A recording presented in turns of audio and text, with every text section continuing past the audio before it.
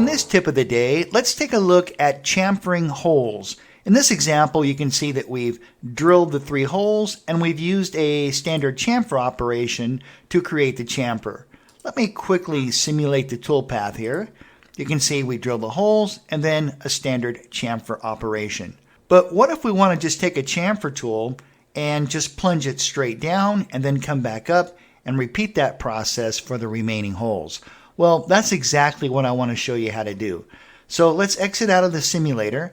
Let's head down to the lower right-hand corner, go into Verify, and we're going to use the very first option, and I'm going to select the outermost edge of the chamfer, and what we want to focus on is the radius value.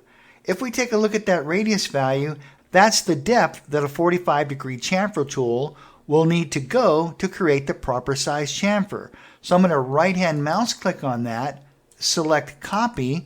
Let's head over to the Command Manager, go into our stock toolpaths, drill single. I'm going to use Arc Center. I'm going to select all 3 of these holes, right-hand mouse click.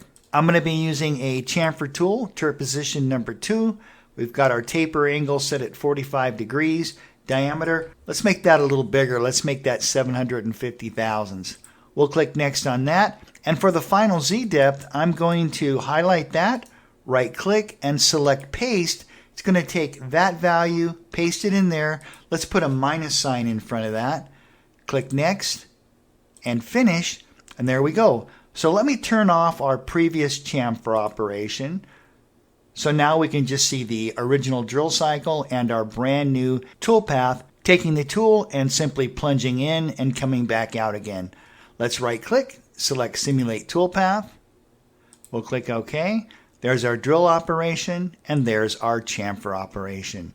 All right, that's it for this tip of the day. Thank you so much for watching, and I look forward to seeing you in the next video. Don't forget to click the subscribe button.